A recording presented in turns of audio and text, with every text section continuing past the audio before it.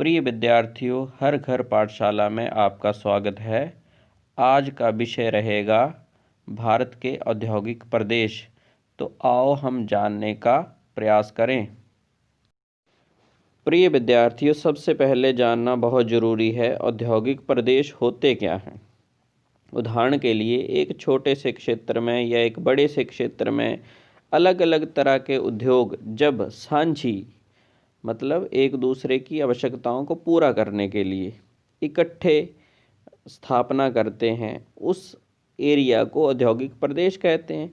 जैसे हिमाचल में बद्दी है, बरोटीवाला है, नालागढ़ है, वहाँ विभिन्न प्रकार के उद्योग स्थापित हैं, तो वो औद्योगिक प्रदेश हुआ। अब इस औद्योगिक प्रदेश को कैसे पहचाना जाएगा? कोई सूचकांक होंगे, कोई सूचना पता चलेगी, कैसे पता चलेगी? क्या क्या देखना पड़ेगा? औद्योगिक इकाइयों की संख्या, जहां औद्योगिक इकाइयां बहुत ज़्यादा हैं उसको औद्योगिक प्रदेश कह देंगे। औद्योगिक कर्मियों की संख्या ज़्यादा होती है।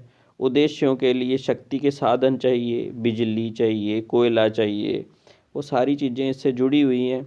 निर्गत होता है आउटपुट, यानी ज़्यादा मात्रा में आउटपुट होता है तो औद्योगिक प्रदेश है वो। उत्पादन प्रक्रिया जन्य मूल्य, यानी उत्पादन की प्रक्रिया में कितना पैसा लग रहा है, इन सारी चीज़ों को जब हम एक साथ देखते हैं तो हमें पता चलता है कि औद्योगिक प्रदेश क्या है और वो कहाँ है। तो सिंपल सी बात याद रखनी है, विभिन्न प्रकार के उद्योग जब एक जगह पर इकट्ठे हो जाते हैं लाभ हेतु, उसे औद्योगिक प्रदेश कहते हैं। प्रिय विद्यार्थियों, सबसे पहला औद्योगिक क्षेत्र मुंबई पुणे औद्योगिक क्षेत्र है। ये मुंबई, थाने से पुणे तथा नासिक और सोलापुर जिलों के संपर्शी क्षेत्रों तक विस्तृत है। इसके अतिरिक्त रायगढ़, अहमदनगर, सतारा, सांगली, जलगांव जिले भी यहाँ अवस्थित हैं और इनका विकास भी हुआ है। इस प्रदेश का विकास मुंबई में सूती वस्त्र उद्योग की स्थापना के साथ प्रारंभ हुआ था। अब मुंबई में सूती वस्त्र उद्योग क्यों विकसित है? इसके दो कारण हैं। यहाँ महाराष्ट्र में काली मिट्टी पाई जाती है जिसमें कपास की खेती बहुत ज़्यादा होती है, और दूसरा यहाँ नम जलवायु पाई जाती है। जब धागा बनाते हैं तो थोड़ी वातावरण में नमी चाहिए जिससे धागा टूटता नहीं है, तो धागा बनता रहता है। आपने देखा होगा जब हम रस्सियाँ बनाते हैं तो थोड़ा सा पानी उसके साथ लगाते हैं। और स्वेज नहर 1969 में बनी, जिससे भी यहाँ पर विकास तेज़ी से हुआ और हम अपना प्रोडक्ट यूरोप के देशों तक, अफ्रीका के देशों तक आसानी से पहुँचा पाए। दूसरा है हुगली औद्योगिक क्षेत्र। जैसे आपको पता है हुगली जो नदी है वो पश्चिम बंगाल में अवस्थित है। यहाँ पर पटसन जूट की खेती बहुत ज़्यादा होती है। ये प्रदेश उत्तर में बांसबेरिया एक जगह है जो कि हुगली के उत्तर में है, और दक्षिण में बिडला नगर तक लगभग 100 किलोमीटर तक फैली हुई जगह है। यहाँ पर मेदिनीपुर, कोलकाता, हावड़ा जैसे केंद्र भी बने हैं। ऐतिहासिक, भौगोलिक, आर्थिक और राजनीतिक कारकों का अत्यधिक योगदान है। ऐतिहासिक क्या? हुगली नदी में बाढ़ आती है जिससे उपजाऊ मिट्टी यहाँ अवस्थित है। ये राजनीतिक क्या? यहाँ पर बांग्लादेश का जब विभाजन हुआ था तो इस प्रदेश में बहुत सारी मिलें जो हमारे देश में रह गई थी, क्षेत्र जो है वो बांग्लादेश में चला गया था। तो इस तरह इस औद्योगिक क्षेत्र को हम इसमें शामिल करते हैं। तो सबसे इम्पोर्टेंट चीज़ पटसन की खेती। अगला सबसे महत्वपूर्ण औद्योगिक क्षेत्र है बेंगलोर चेन्नई औद्योगिक क्षेत्र। जैसे बेंगलोर कर्नाटक में, चेन्नई तमिलनाडु में स्वतंत्रता प्राप्ति के पश्चात तीव्र औद्योगिक विकास हुआ है। 1960 तक उद्योग केवल बेंगलोर, सेलम, मदुरई तक ही सीमित थे, परंतु अभी तमिलनाडु में विल्लुपुरम को छोड़कर लगभग सभी जिलों में ये औद्योगिक क्षेत्र फैल चुका है। कोयले क्षेत्र से दूर होने के कारण यहाँ पर शक्ति के साधनों की कमी थी। अब पायकारा जल विद्युत संयंत्र से जो है ये काम होना शुरू हो गया है, क्योंकि इलेक्ट्रिसिटी वहाँ से मिल जाती है। 1932 में ये बनाया गया था। कपास उत्पादक क्षेत्र भी है यहाँ पर, बहुत सारी सूती मिलें भी हैं। इसके अलावा यहाँ मशीनें, टेलीफोन और जैसे वायुयान के लिए कंपनी है HAL, ये सारी अवस्थित हैं, जिससे यहाँ पर विकास और तीव्र गति से हुआ है। इसके साथ अगर हम बात करें तो यहाँ टेक्सटाइल, रेल के डिब्बे आदि निर्माण भी होता है। तो ये साउथ इंडिया में एक बहुत बड़ा प्रदेश बन के सामने आया है। यहाँ पर सस्ता श्रम भी आसानी से मिल जाता है और सभी प्रकार की, जैसे पहले भी हमने बात की थी कि कपास से जब हम धागा बनाते हैं तो वातावरण में नमी चाहिए, तो पूरी समुद्र के प्रभाव से यहाँ वातावरण में नमी भी रहती है। तो ये सारे काम बहुत अच्छे से यहाँ पर हो जाते हैं। प्रिय विद्यार्थियों, चलो हम उत्तर भारत की ओर चलें। उत्तर भारत में जैसे कि आपको पता है, गुड़गांव, दिल्ली, मेरठ, यहाँ पर बहुत ज़्यादा उद्योगों का विकास हुआ है। इनके विकास के पीछे कारण यहाँ पर कोई प्राकृतिक संसाधन नहीं पाए जाते, परंतु यहाँ पर क्या है, यहाँ पर बहुत बड़ा बाजार है। तो इस प्रदेश में बहुत समय से विकास तीव्र गति से देखा जा रहा है। संसाधन तो बहुत कम है, परंतु बाजार बहुत ज़्यादा है। लोग यहाँ पर बहुत डिमांड करते हैं, इसलिए यहाँ पर चीज़ें बनती हैं। तो इलेक्ट्रॉनिक की चीज़ें बनेंगी, हल्के उपकरण बनेंगे, जैसे हौजरी का काम बनेगा, सीमेंट बनेगा, मशीन के उपकरण, ट्रैक्टर, साइकिल, कुछ ऐसे उद्योग जो छोटे से स्थान पर बन सकें, जिनको ज़्यादा स्थान घेरने की आवश्यकता ना पड़े। तो कृषि उपकरण भी बन जाएंगे। ये सारी की सारी जो उत्पादित वस्तुएं हैं, सीमावर्ती क्षेत्रों में उपयोग हो जाती हैं। पंजाब, हरियाणा में बहुत ज़्यादा कृषि काम होता है, तो उपकरण, रासायनिक और धीरे धीरे सॉफ्टवेयर इंडस्ट्री भी यहाँ बहुत ज़्यादा डेवलप हो रही है, क्योंकि दिल्ली जो है भारत की राजधानी भी है और गुड़गांव उसके साथ जोड़ा हुआ है क्षेत्र, तो इसका भी विकास बहुत तेज़ी से हो रहा है। तो हमने ज़्यादा महत्वपूर्ण याद रखनी है बात, वो है बाजार का होना।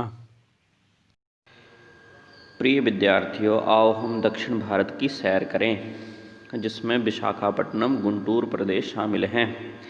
ये एक औद्योगिक प्रदेश विशाखापत्तनम जिले से लेकर दक्षिण में कुर्नूल और प्रकाशम जिले तक फैला हुआ है। इस एरिया में, इस क्षेत्र में मछलीपट्टनम, विशाखापट्टनम जैसे बड़े बड़े बंदरगाह हैं, जिसमें खनिज और कृषि से संबंधित भंडारण की सुविधा भी है। गोदावरी बेसिन में कोयला भी आसानी से मिल जाता है। जलायान निर्माण उद्योग यहाँ 1941 से शुरू हो गया विशाखापट्टनम में, और आयातित पेट्रोलियम आधारित पेट्रोलियम परिशोधनशालाएँ, जिसमें पेट्रोल को परिशोधित किया जाता है, पेट्रोल, डीजल और केरोसिन जैसे उत्पाद बनते हैं। और यहाँ शक्कर, बस्तर, कागज़, उर्वरक, सीमेंट, एल्युमिनियम और हल्की इंजीनियरिंग की वस्तुएं जो हैं यहाँ पर विद्यमान हैं, बनती हैं। तो ये जो प्रदेश है, ये भारत के पूर्वी तट के साथ लगा हुआ है, और पूर्वी तट के साथ लगे होने के कारण और बंदरगाह होने के कारण यहाँ पर परिवहन की सुविधाएं अच्छी होती हैं, सस्ता श्रम भी मिल जाता है। उसके साथ कोई भी पदार्थ हम आयातित कर सकते हैं और अच्छे से उसका निर्माण कर सकते हैं। तो ये था विशाखा गुंटूर प्रदेश। प्रिय विद्यार्थियों, छोटा नागपुर पठारी प्रदेश के बारे में बात करते हैं। यहाँ पर विस्तृत भंडार पाए जाते हैं। अब किसके विस्तृत भंडार? यहाँ पर कोयला भी बहुत मात्रा में, लौह अयस्क, बॉक्साइट, कॉपर, जिंक, सब तरह के खनिज यहाँ पर देखने को आपको मिलेंगे।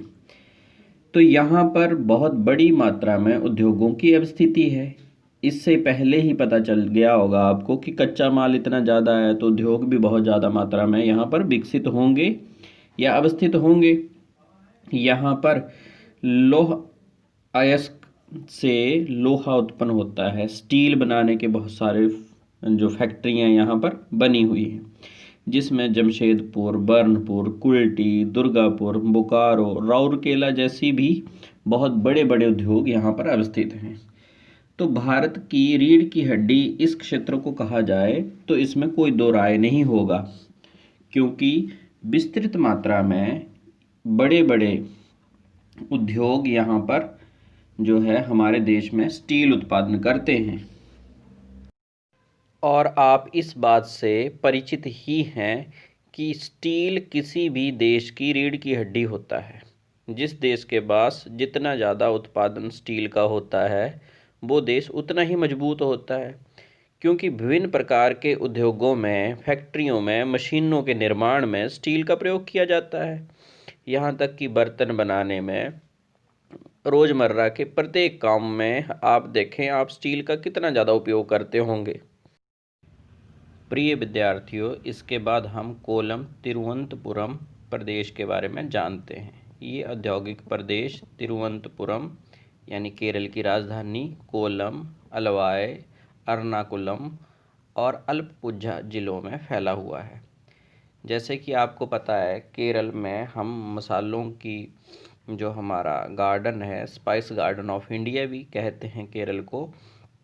यहाँ पर बागान कृषि और जल विद्युत इस प्रदेश के औद्योगिक आधार प्रदान करते हैं। इस प्रदेश में जब ज़्यादा ध्यान दिया जाने लगा किस पे, बागानी कृषि पे और जल विद्युत पे, तो इस औद्योगिक प्रदेश की उन्नति और ज़्यादा हुई। इसके साथ देश की ये खनिज पेटी से बहुत दूर अवस्थित होने के कारण कृषि उत्पाद प्रक्रयण, बाजार, अभिविन्यास, हल्के उद्योगों और जैसे सूती कपड़ा उद्योग है, चीनी, रबड़, माचिस, शीशा, रासायनिक उर्वरक और मछली आधारित जो उद्योग हैं यहाँ पर बहुत मात्रा में अवस्थित हैं। प्रिय विद्यार्थियों, आप एक चार्ट देख रहे होंगे जिनमें मुख्य औद्योगिक प्रदेश जो 8 बताए गए हैं, लघु औद्योगिक प्रदेश 13 हैं और उसके बाद औद्योगिक जिले बताए गए हैं। इनको बहुत अच्छे से आप मेमोराइज करें। इसको याद करने का एक ही तरीका है, मानचित्र। मानचित्र में ऊपर से नीचे की ओर चलें। सबसे पहले जब दिल्ली, मेरठ की बात करते हैं, उसके बाद मुंबई की बात करते हैं, गुजरात की, छोटा नागपुर प्लेट्यू की, पश्चिम बंगाल में चलते हैं तो हुगली, फिर दक्षिण भारत में बेंगलोर और विशाखापट्टनम जो है वो पूर्वी हिस्से में तटीय क्षेत्र के साथ। तो इस तरह आपको अच्छे से याद हो जाएगा। उसके बाद कोल्लम, तिरुवनंतपुरम है। अब सब औद्योगिक प्रदेशों के साथ कुछ हेडिंग जो हैं वो साथ में आ जाते हैं। जैसे यहाँ पर कच्चा जो माल है वो आसानी से उपलब्ध है। दूसरा, यहाँ पर सस्ते श्रमिक आसानी से मिल जाते हैं। तीसरा, हर प्रकार के औद्योगिक क्षेत्रों में खाने पीने की वस्तुओं का निर्माण तो होता है, परंतु जब आप गुड़गांव, मेरठ की बात करेंगे तो बाजार आधारित उद्योगों की बात करेंगे। जब आप छोटा नागपुर प्लेट्यू की बात करेंगे, पठार की बात करेंगे तो आप खनिज आधारित उद्योगों की बात करेंगे। जैसे ही समुद्री तटों के साथ आप चलते हैं तो वहाँ पर जो शिप निर्माण है, जलयान जो बनाए जाते हैं, उससे संबंधित उद्योगों की बात करेंगे। तो ऐसे ऐसे आप अगर परीक्षा में प्रश्न पूछते हैं तो आप इसका वर्णन आसानी से कर पाएंगे। धन्यवाद।